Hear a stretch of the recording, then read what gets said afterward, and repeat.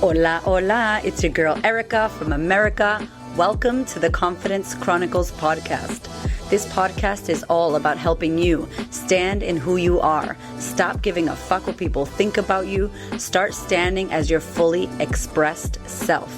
As you are, as is, there is no filter needed. You are fucking awesome, and I am here to remind you. I'm a confidence coach, and I'm a bold stand for confidence, and I cannot wait to dig into today's episode with you.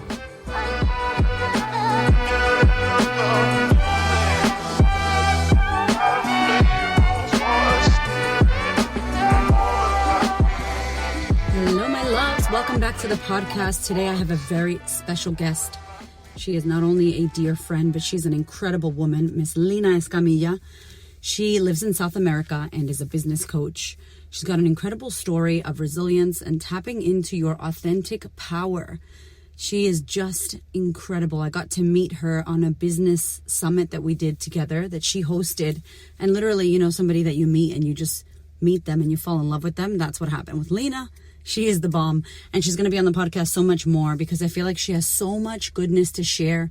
Yes, she's a business coach, and there are some beautiful lessons here, but for all of you out there, whether you have a business or not, this podcast episode will dig so deeply into how her childhood and her trauma and her past actually created the woman that she became, and how she had to move through some difficult times and, you know, some adversities that she faced, and how she uses that now in her everyday life, in her business, with her clients, with her friends, you know, how she lives because of what happened in her story in her past. So I know that you're going to love it. I also wanted to let you know that in the show notes, we've got an amazing link. It's a free summit that you can tune into where I'm involved. I did some work with Lina on this. It's so exciting. She is an incredible woman. She inspires the shit out of me, and I know that you're going to love her. Enjoy the episode. Woohoo! I'm so excited that you're here. I love you. Lina, welcome to the podcast. Yay! I'm so excited to be here. Oh, bienvenida. The other side of the world. I know. Okay, you guys, I love Lina. I'm obsessed with her. We are besties, and we are masterminders, and we are sisterhood in business. And she's a Latina, tremenda mujer. Where do you live again? Tell everybody. Now I'm in Panama, but I'm originally from Colombia. Oh my gosh. And she's always in and out of Los Angeles when we can travel, and running events and masterminding and working with women in business and all the things. So for everybody who doesn't know you yet, please tell us about you, where you came from, how you got here to be this amazing woman that you are. Whoa. Okay. So let me give you guys a little context of what I do today. So let's start with that. I am a business and coach and speaker, and I especially focus on marketing strategies and how to grow your presence online, grow your audience and your email list so that you can create more impact in the world. And how my story began, how way back should I go? My business journey, my personal life journey. What do you think? Yeah, tell us about your life, because I think it's really interesting when people get to know, you know me, I love talking about like keeping it real and coming from adversity and coming from, you know, living in, you know, Colombia, and now you live in Panama. Like, you obviously speak English really well, but your main language is Spanish. And I'm sure you have this journey as to how you grew up and how you got here. So maybe a little bit of like past childhood, baby Lina. So the first kind of big thing I would say in my own personal journey was when I was really small. I think that was something that really shaped my life, was the fact that I don't even know if you know this. I think you do, but I don't know. My mom passed away before I even was one. I know that. So I was really little. So that was, I think, kind of a big defining point in my life and in, you know, just everything. It really shaped who I was. So I think the biggest challenge I went through after that, or, you know, as kind of a side effect of that really impacted me and who I became in the world, was that after that, my dad remarried. I had a stepmom. And I would say, like, it was very similar to like the Cinderella story. So everybody remembers that story. She was not a loving, what I would define as a loving stepmother. All the contrary, she was somebody that kind of put me down a lot, me and my sister, because we were both daughters from the same mother and the same father. And so my sister was just 4 months old when my mother died. So when my mother passed away. So and then so we had this new stepmother when I was 6, and I would say kind of that was the biggest challenge to kind of connecting to who I was, and not seeking external validation. And at that moment in time, of course, at 6 years old, I had no idea that was what I was doing, of course. But what happened really was, to take you a little bit back there, was, this new person came into my life, my stepmom. And she just really, I don't know, I mean, to this day, I think she has some issues, like psychological issues. And so she brought that in. We spent the whole day with her because my dad used to work the whole day. And so basically I was surrounded with this person that one day, she was very kind of bipolar. So one day she was happy and she was nice to us. And then the other day she was just criticizing anything we did, like literally the way we ate, the way we walked, just anything. And so for a child so small, my sister 5, me 6, that really confused me, because I thought there was something wrong with me. And so did my sister. And so at the beginning, we really tried, we thought, we need to be better. Like, what are we doing wrong? We thought it was all about us. As small children, sometimes we don't know.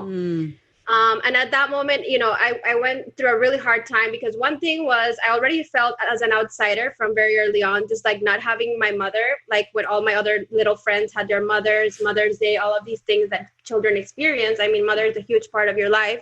Yeah. And then now, not only not having that, but having this figure that kind of always put me down.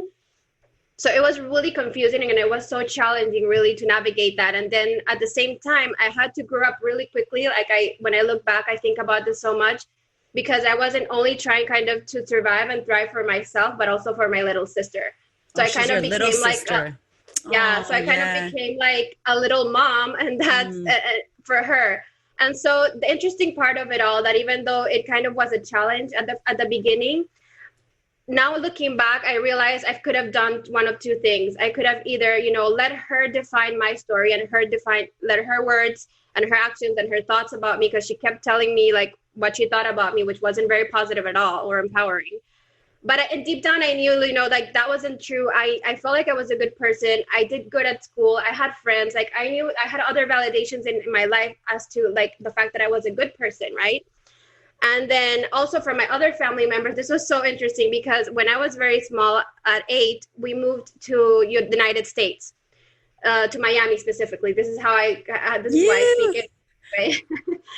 So I lived there for a while, and I loved it, a part of it. But the negative part, or, looking back, the challenging part was that I got kind of taken away from my core family, which was like my foundation that like helped me through those times, which was my grandparents and my aunt from my mother's side. Like those were the ones that were always on my side, empowering me. Now I didn't have them. So like literally we were like in Miami, and I felt like I was on this island just with my terrible stepmother.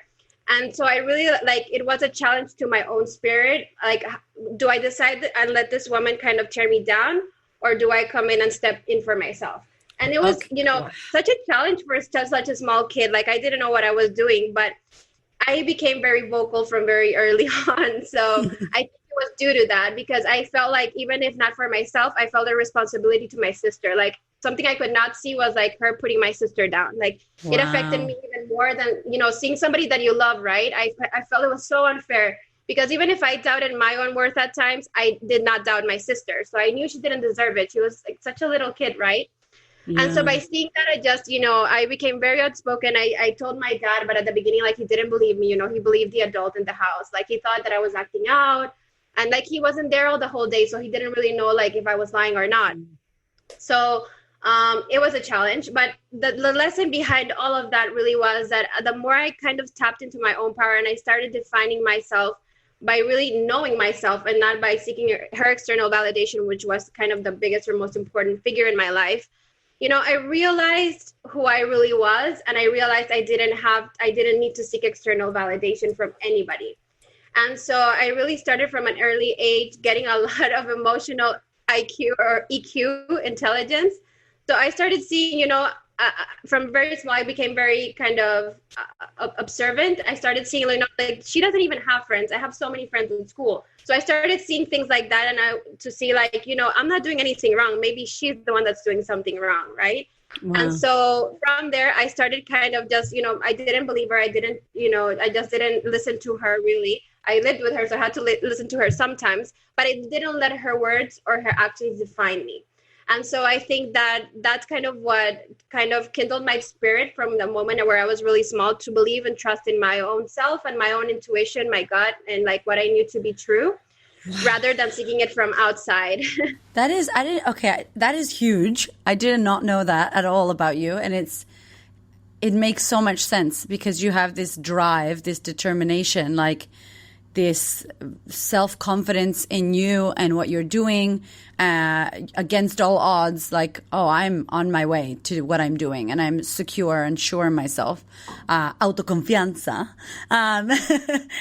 Can I just ask you, because you had a little sister, so do you feel like maybe that experience of you having her or looking after her helped you to not go the other way, which is feeling like shit about yourself, not stepping into your voice and power?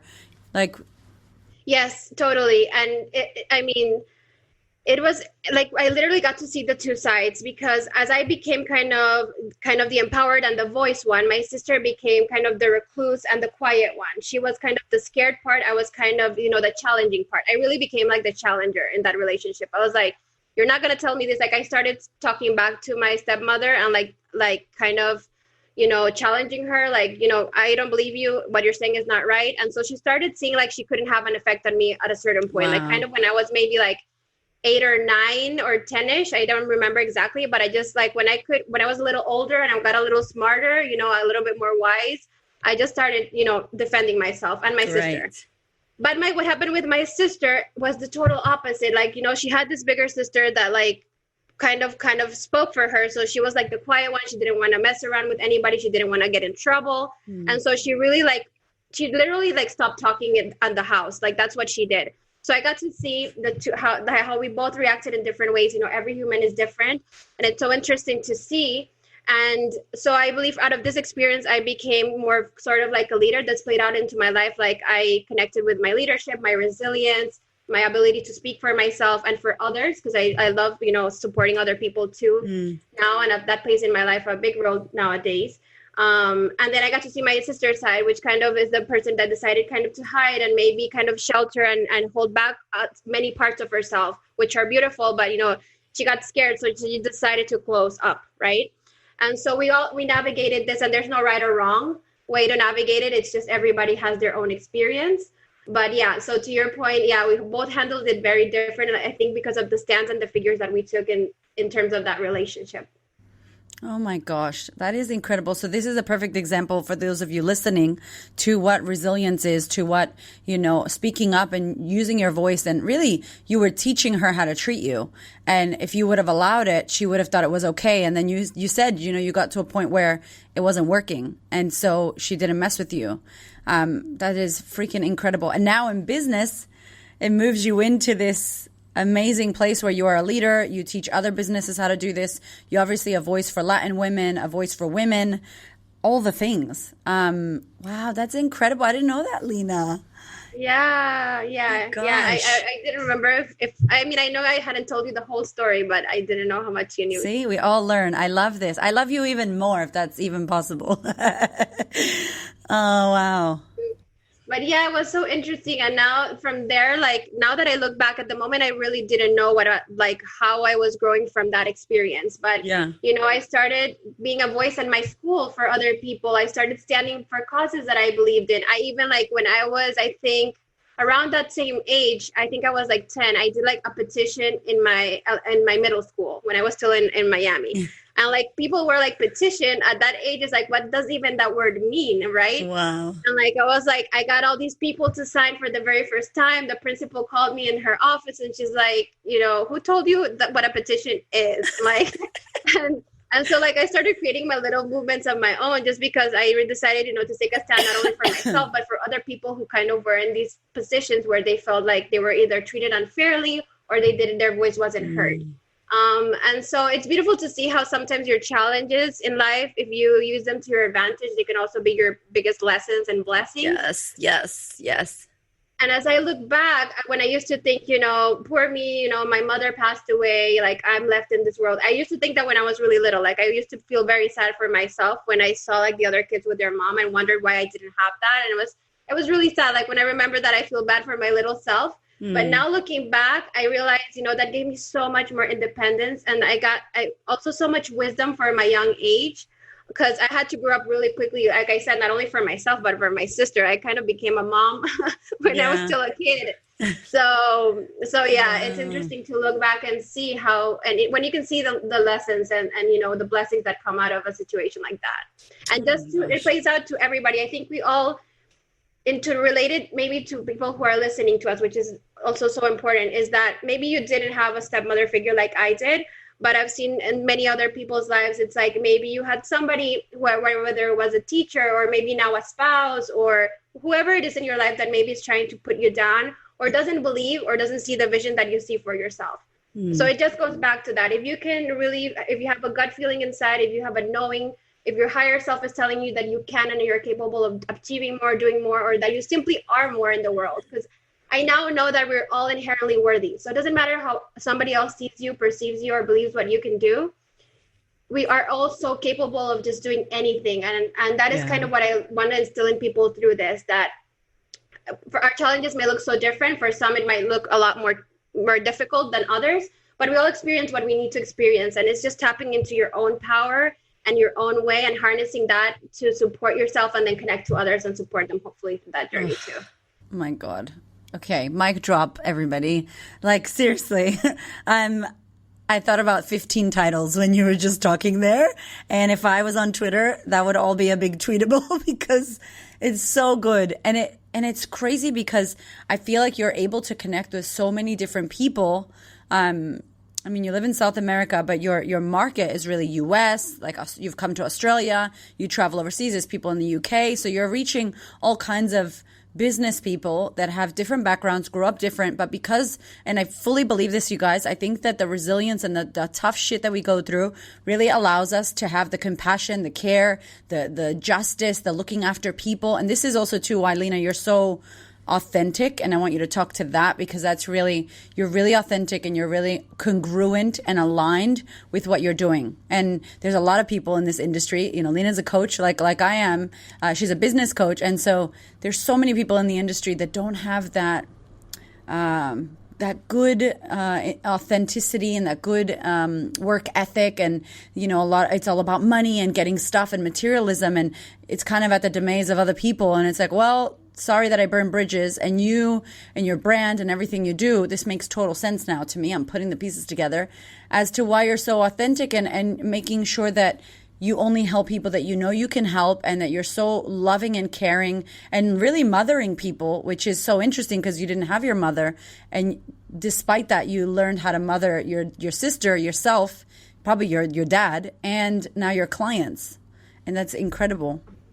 Yeah, and then I had two other little siblings, so I kind of became the mother of three. Oh wow! So the stepmother stayed she stayed. Yeah, she stayed for a long while until I was 18, and then I just gave my dad an ultimatum that I was going to leave anyway. And are they still together? Just because we're like, oh, good job.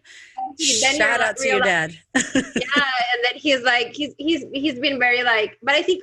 I never held him back I never held it on him because I think we only know as we have learned ourselves to do. Yeah. And he grew up without a father. He grew up basically without his mom either. His mom, my grandmother, had 3 jobs. So you know how it was in Latin America if you were like a humble person or a poor person? Like my grandmother, I don't even have to take it that back. She had to work 3 jobs. So she basically just went home to sleep.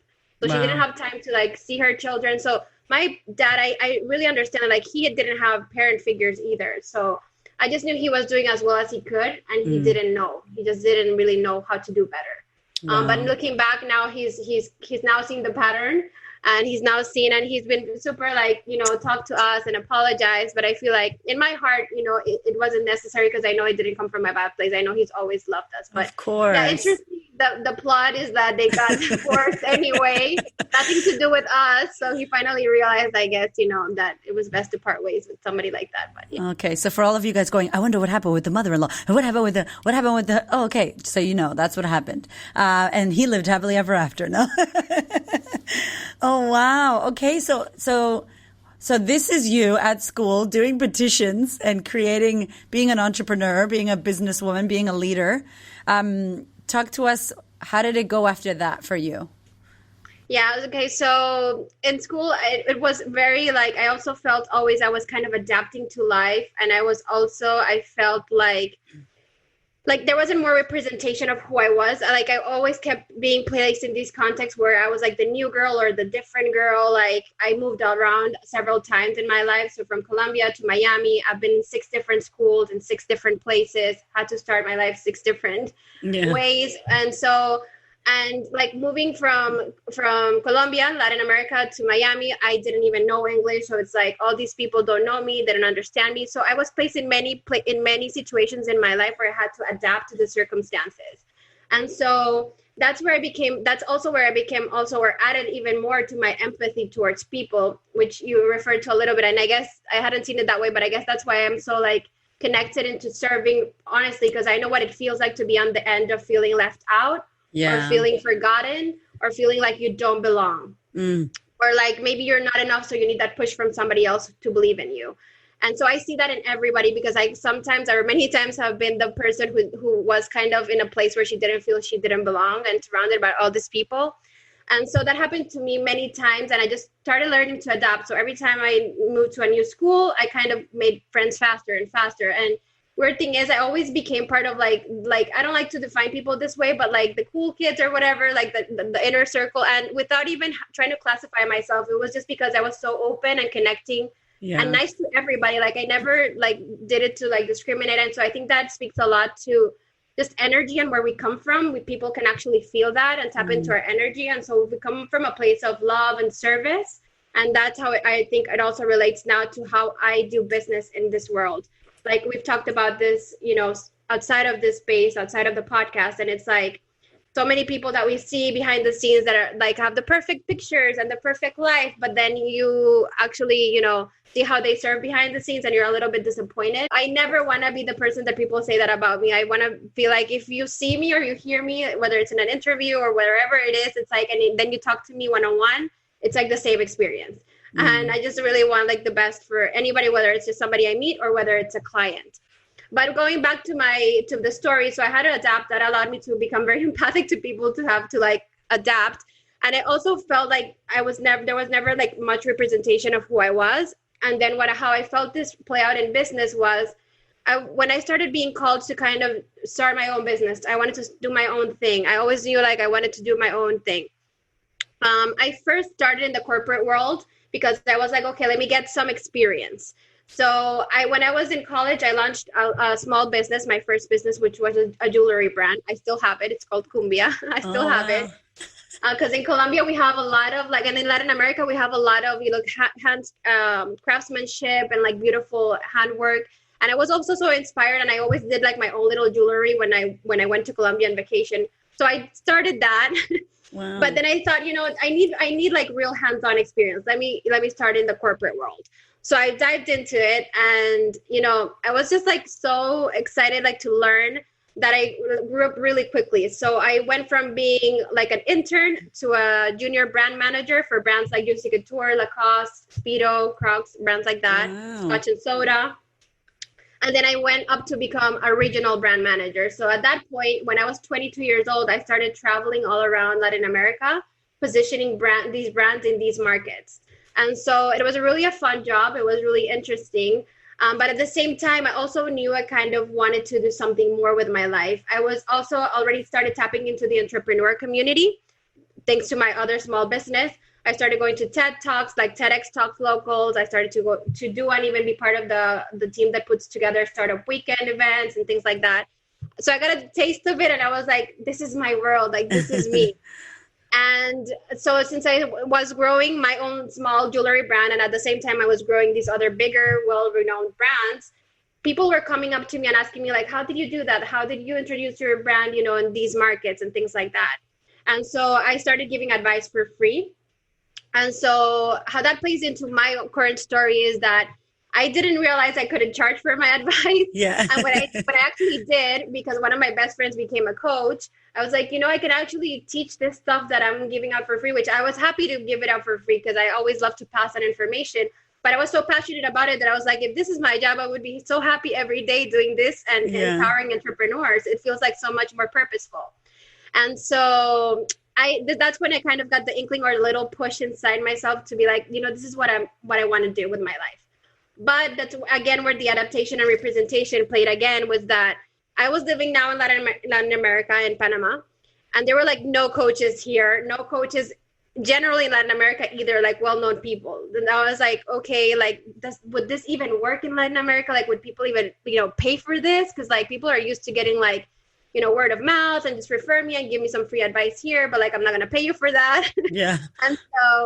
And so I was like very hesitant, right? And so like even all the coaches I started learning from or looking up to were in the English speaking market. And so I was very lucky and fortunate that I was able to speak that language, because I think like without that, maybe I wouldn't have had kind of the courage to do it. But I feel like just talking into that, and you probably, Erica, also having Latino blood, this, is that, over here, things are so different. And so it's really scary to jump into something so new in this market when like you don't see any representation, when you don't see nobody speaking your language doing this, or maybe they've tried, but nobody really thriving or making money from this. Like a lot of people who do it as a hobby, but are not really doing it as a business, especially at that point in time. This was like 5 years ago. And so at that point, I felt the calling. I really felt it strongly, but that made me hesitant. And I was like, I don't see anybody like me doing this. I just see the people in the United States doing this. So I don't know if I can do it. And so I started doubting myself until like there came like what I call this like awakening moment, like where the universe just pushes you. Like so many things happen in one small, like 3 months period.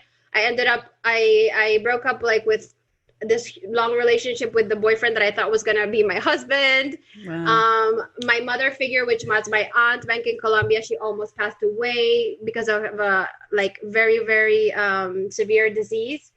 And it's like 3 huge things happened in my life. I decided like I'm going to quit my job. So I did all those 3 things at once. And I was like, Wow. this is the universe pushing me to get out of my comfort zone and step into a new reality. And so I started looking at that as like a catalyst to change the course of the direction of my life. And I was like, well, if there's any moment to do it, it's now. So that's kind of where I decided, like, I just got the little push and I was like, you know what? I think I'm going to quit my job. And before I did that, I had started trying on getting clients. So I did have clients at that point. So I just didn't just quit without any backup plan. It's not a good idea. I wasn't really sure. But yeah, that's when I kind of took the leap, and I was like, you know what, I'm going to go all in, and I just trusted, and I went with my gut, and that's how it all started. Oh my gosh. So how crazy too, because you would have moved to Panama after Miami. Did you go there or were you somewhere else? Yeah, so I kind of skipped around, just fast forwarded. So yeah, I lived in Miami until I was about 12. Yeah, 12. At 12, we moved to Panama because of my dad's job. Simply like he got the option to get transferred. And so Panama is a lot closer to Colombia, where like all of our family is. And we really missed our family, especially as the kids. Obviously me with that terrible stepmother, I was like, I need to be close to my family, please. And so we played a big decision. We were like, yes, Dad, let's move to Panama. And then, so he was like, okay. And then we moved here.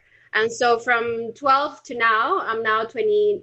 I just turned 29 last week. It's still weird to process. And then I've lived in Panama during these past years. So yeah, like most of my life up to this point. So how did you find getting clients there? Like, did you try to get clients in your local area? Because obviously charging and making it a thing. Because you're right, like even in America and in Australia and the UK and these countries that are English speaking countries, you don't see Latin women, first of all, and you don't see many women. So there are women, but they're not the big. I was just talking to a few of my girlfriends and they're like, why is it always like Brendan Burchard and Tony Robbins and, all these men? And I love men. We love men. It's not about that. But it must have been so crazy to be like South American, wanting to do business coaching, not having the visibility there. Like, how did you start getting your clients and building that up? Yeah. So I just really started giving value. I knew I was starting out. I knew people were already seeking me for advice. So I was like, I'm just going to continue on this, but just like charge a small price for it to start off. And I get more people and more testimonials, more results, then I'll start charging more. Yeah. So that was one, like how I really, really started. But very quickly, I realized like through my just giving value for free, like webinars, small challenges, just little upfront value, just creating value and that connection with even the small audience I had at that point, which was mainly Instagram. Like people were really connecting with me and talking back. So the audience that I did start to connect with, or the clients I started attracting, were English speaking, because I at that point I was like, should I do my Instagram, which was my first platform, in Spanish or English? So I saw that there were a lot more people willing and open to receive coaching in English. So I said, you know what, let me start there, because I feel that would be a little bit easier for me to start with. And once I get my feet wet, then I'll try to go with the Latin American market and see if they're not open to like actually paying. Because I tried for a little bit, but people were very hesitant to pay, or they wanted to pay like much, much less. And I knew like I could not afford to have the lifestyle I wanted and I knew I deserved at those prices. Yeah. And so I said, you know what, I'm going to go with the English market first. I feel like the Latin American market is warming up to this and understanding why this is important. So let me start with the English one meanwhile. Meanwhile, they become accustomed and start, seeing the need for that. And so I did. And so I started really doing everything online. I think from the very get-go, also something that went to my advantage, which I still do nowadays, is the power of collaboration. Naturally, I think you know this because you know me already. I love connecting with people. Like I thrive off connection. I'm such an extrovert. I get energy off of people. I really do. In my own personal relationships, in business, I just think it makes it more fun. So, I started collaborating with other people that already were a little bit more established than I did. And that didn't mean that they were huge, just a little bit more, maybe a couple months or maybe just a year more than I did. And so I was like, could we do like something together, like a joint webinar? Or could we do like whatever we could collaborate on? Because I knew that way I could bring my small audience. They could bring their audience. Maybe it was a little bit bigger than mine or maybe the same. But that would kind of, obviously, just math, kind of double our audience. So I double my chances, right? And sometimes it was with people that told things different than me. So we would complement each other. It worked. And so I started seeing that model really work, and that could be a great way to build relationships with my own colleagues and peers, and also give a lot of value to new and tap into new audiences and potential clients. And so I just started that's when it all started kind of working or fast tracking for me, was when I realized how much power there was in collaboration. And that to this day, and this, Erica, is like the one driving thing behind my business. Just because I genuinely love it so much, and also because it's so powerful. So it's beneficial in both ways for me. You are the queen of collaborations, and that is, Lina is going to be hooking us up and talking to my social impact mastermind ladies on that, because I honestly think like you teach me how to do that. Like you're like, check out this person. And can I say thank you for being who you are? Because you're so supportive and so amazing. And so like you nurture, you do. It blows my mind now that I know about your mom, because you mother, like you look after and nurture and love people so nicely. And I feel like obviously that's a testament to your success, but that's probably why you're the collaboration queen. You should be the queen of collaboration, Lina, because you're so good at that. And for those of you out there listening that have a business, or you're starting out, or you're like, I want to collaborate. It reminds me of I'm going to be so rude right now and say this because it's me, but like of a young guy who gets a hard on and it's like, yeah, let's have sex. And it's like, whoa, calm down. Like put that thing away. Please don't be trying to collaborate with people when you have no loving offer to give them. Please. Because I think so many people on social media are like, oh, I'm just going to collaborate. And can you give me this for free? And can we do this? So if you're out there and you're like thinking that that's a good idea, it is not a good idea. We're going to give you all of Lina's details and everything in the show notes, because honestly, what you can learn besides her amazing story is how she does this so powerfully. It elevates your brand. It elevates your clients. You're able to offer more value to your clients. This is how me and Lina met. Our love story is a collaboration story. Yeah, it's very important that you put it away. Don't be trying to collaborate all over someone, because that's not cool. There's an art to it, right? Like, how did you, if you can speak to that a little bit, because I think you're so good at that. So whatever you can share on how that became your thing. Yeah, so I would definitely share that the one main thing, if you can, take away from about any collaborations or anything that involves other people, is just lead with value, or lead with generosity. And that is truly, when you lead with value, is when you create genuine connections and authentic connections. And people can feel your energy. So I've been invited to many other things myself. Like I normally am the person who I'm inviting people to collaborate, but I also get invited to podcasts and other things like this. And I can tell when somebody is inviting me just because they want to use my audience and they want to, benefit from my promotional efforts and what I can do for them. And I can also tell the difference when somebody really just believes in my message, my value, and what I can contribute to their audience. Yeah. And so I want you guys to always keep that in mind, because if you're just looking at collaborating to get a result, to grow your own audience, or just for the benefit for you, it's a disservice to yourself, because you're looking at the short term, not the long term. So collaborations, I like to think of it, as a long-term thing. I generally, as my personality, I love to connect. So anyway, like I would give value. But for other people who are looking at it as a strategy, I would say, look at this as a long-term, right? If you want to develop a relationship with anybody in your space, whatever it is that you do in your own industry that could complement and put yourself out there, is like, could you collaborate with that person more than once, and maybe in more than one platform? And if you can, then you should always strive to build a long-term relationship, because so many doors can open for you. They can introduce you to so many more people. I mean, I could, you guys, even give you the example of Erica and I. Like, we met through a collaboration I did. I invited her. We really vibed. Also, I mean, she is outstanding, and she is an amazing person. You all know her. I mean, out of the people I've collaborated, which have been many, she stands out to me so much. And I've told her this so many times in private, because she's also heart-led. Because in our space, unfortunately, we don't find a lot of people that are like that sometimes. You'd be surprised, but hopefully there will be more. Yes. But it's not that common. And so we became kind of sisters at a distance, just because you feel that connection even from a distance. So that speaks a lot into who she is, and how I could feel her energy even from like just knowing her virtually. So that's kind of what you also want to do with whoever you're collaborating. You want them to perceive you as they would a friend, or as they would somebody that they would like and trust, and not just as being used. So I would say always lead with value.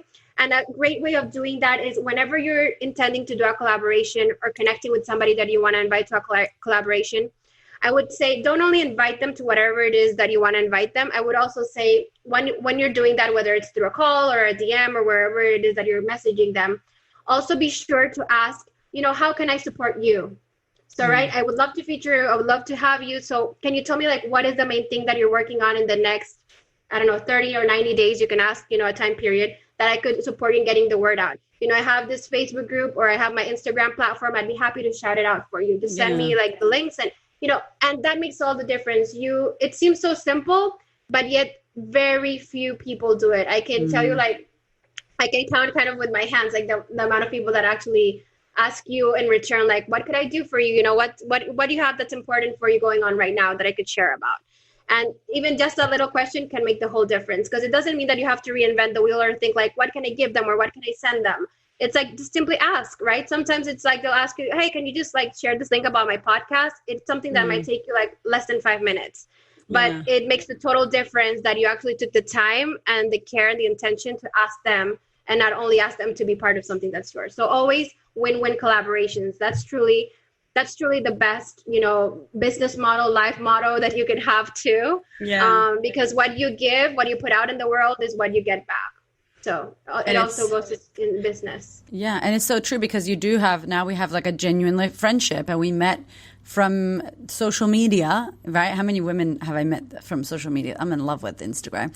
And, you make good friends, and then because you genuinely are interested. So it's such good advice. You're a wealth of knowledge. You have so much incredible stuff that you're sharing.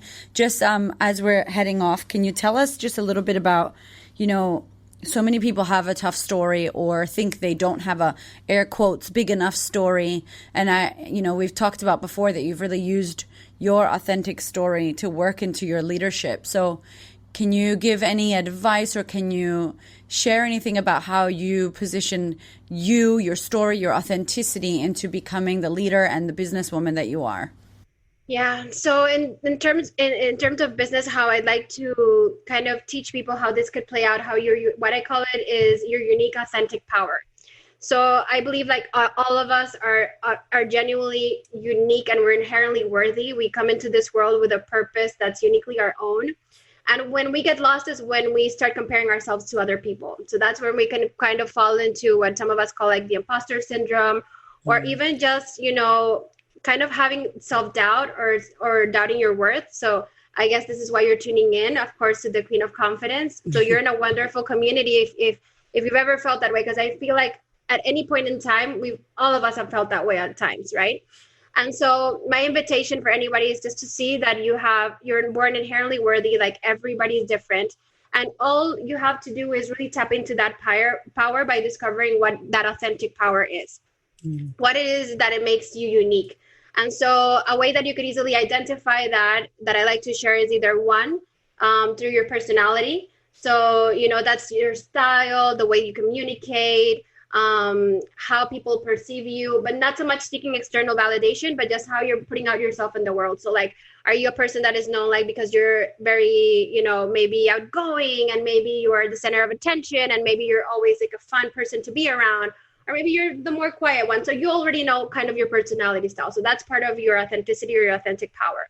And then the second one is your story. So we talked a little bit about my story, and you can go back and look at your own story. I mean, sometimes we overlook like things that seem so natural to us, and it's like, oh, that didn't matter. Like for such a long time, I can say myself, like I never even shared much about my stepmother's story, not because I was ashamed or anything, because I'm a very open book. I think Erica knows this, but it was more because like I didn't see that, that I was any special because of it. It was more like when I did talk about it that people were like, oh my God, what? You overcame that, like, well, that's incredible, and things like that. And I was like, oh, okay. I didn't know, this was so unusual. So just think about your own story in those terms. Like, what would an outsider maybe find interesting, and what could connect your audience in case you have a community that you're trying to build around a message, and what would be relevant in your story that they could connect to. It doesn't mean that they have had to gone through the same thing, but they can simply kind of empathize with what you went through, and there could be a bigger lesson inside that could speak to some way else that they went through a similar thing, but in a different way, right? So maybe you didn't have a stepmother, but you did have somebody else in your life that kind of put you down at a certain point, right? And so in that case, try to use your story to talk about the challenges, to step in your vulnerability, to show your imperfections. And this is why I also connect so much with Erica, because it's like, it's all about genuine connection. It's all about showing up fully as yourself. Nobody is perfect. And the more you try to put on filters in your life and pretend that everything is okay all the time, you're not really going to connect, because people are going through shit, and they're going through things. And so you should also talk about those challenges, and then talk about the lessons. What did you learn about that? And so that's your authentic power, your personality and your story. And then if you're a business owner, how I kind of teach my community, or just anyone, how they can use that inside their own business, is that through that you can create a movement. And a great example of a movement is Erica, because a movement basically is something bigger than yourself. So it's like, her movement is not Erica Kramer, her movement is confidence. So it's like anybody who's seeking confidence, anybody who wants to be more confident, who wants to feel empowered, is going to relate to that movement, because it's bigger than her. It's going to transcend her, and it's going to grow so much further than if she had named it Erica Kramer, right? Yeah. And so I believe even if your Instagram handle is your name, that's completely fine. In my case, it is. But always have a bigger movement. Doesn't mean that you have to have your website named that, but it's just like something that people can identify you through. For example, in my own case, the two things I love to talk about that are my movement are freedom.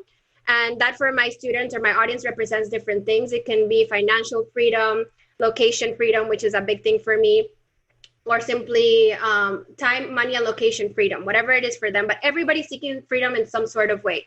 So that really creates a connection. And when you have a movement, then you have a tribe, right? And when you have a tribe, it's like those people are going to follow you anywhere, right? And they're going to be the ones that are going to take your movement into territory that you cannot even imagine.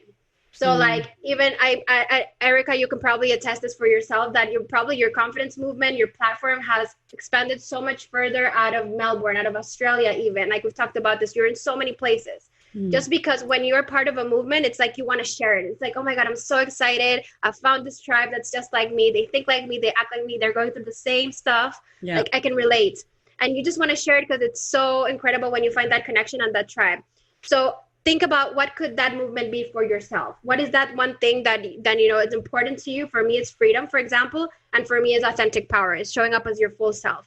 And those two things are the main common denominator in my whole tribe. Like people who want to join my movement is because they want more freedom in some sense in their lives, or they're looking to tap into their own power in some way or form more, whether it's in their own life or whether it's in their business. So my calling to you from this would be to, if you have any takeaways, to tap a little bit more into your story, because there's always, all of our stories are special. And then tap into your movement and then start communicating that movement so your tribe can identify you. Because the service that we do is that we think our movement is clear. We're like, oh, I want to have freedom. But if you're not saying it out loud, you're not going to attract your tribe. So talk about your movement. Make your movement move mountains for you. And that will also be so, so empowering and so powerful for your business and for yourself, because you'll build a legacy out of that. That's, it just extends further than you could. Another mic drop. I hope you had a pen and paper. And if you're driving, maybe listen back to this and get a pen and paper, because there's so much nuggets of wisdom. You are just so wisdomful. I love you. I know you guys love her as well. So we're going to give you all her details. But where can they find you? What do you have coming up? What's going on in your world? How can we help serve you? Yay. So we have something exciting coming again, being available again for free, which is Erica was part of with me. It's an incredible collaboration. I'd love to invite you guys. You can either, I don't know, would we put a link below this? Yeah, we'll put a link in the show notes. Yeah, or you can also go to my Instagram or Erica's. I guess we'll have a link there. My Instagram is just my name, Lina Escamilla. You can just see the description, because I know it's a little hard to interpret how to spell it. But yeah, Lina Escamilla, you can go there. And I'll have a link in my bio. So it's a business accelerator series. It's a business series, but it's also about really up-leveling your life and your business. So we talk about things from mindset and confidence, like with Erica, for example, all the way to marketing, webinars, and business strategies and things like that. And so we originally released this for free in March, but due to everything that's going on in the world, I decided to open it up again for free, because now it's normally priced, but I decided, you know what, I know people need this more than ever now. And we decided to make it available again. And so you'll get to access, we have over 40 incredible mentors, including Erica, and you'll get access to that for free. So I hope you guys join that. That's it. I mean, it's incredible. I even learned so much from every mentor that, I got to interview through that experience. So I'm excited to invite you guys to that. And that way you can also get to see Erica's incredible interview we had on there. Oh, it was my favorite. It's so good. Please go and check it out. And the cost is free. So please go and do it. It is amazing. You interviewed some amazing people. I learned a lot from that as well. So please go and check it out. Go check out Lina. She is incredible. I feel like we need to come back and do another one, pero en español. Para la gente latina, I want to hear all about the Latin market. Oh my gosh. You're incredible and you're amazing. And I thank you so much for being here with me and just giving everything you gave and sharing everything about you. I love you. Eres tremenda. I think the best of you. Thank you so much. Thank you for having me. My darling, we are in wild times right now. And in order for you to manage your mind and boost your immunity and be level-headed instead of panic, I want to invite you to consider online training, to consider joining a community, a sistership where you are going to be held, where you're going to be supported, where you have a safe space to unravel. And with all this time at home, you can actually better your life and work on yourself. Good news as well, I have now done a 12-month payment plan for the online sisterhood. So many women right now are experiencing trouble with their finances, losing their jobs, being single mothers, not knowing when their next money or paycheck is going to come from. And we are navigating that with our current sisterhood members. We are working with every woman that we can in order to support them in these tough times. And I hear you out there saying, I'd love to join the sisterhood, but I can't afford it. I can't afford 6 payments. So what I've done is made it a year-long program. It's a year-long program with a year-long payment plan. I really, really want you to consider if this is the time for you to join the sisterhood and work on yourself. It is available to you now. Let's do the damn thing. Thank you so much for listening. I so appreciate your ears, your time, your energy, and your attention.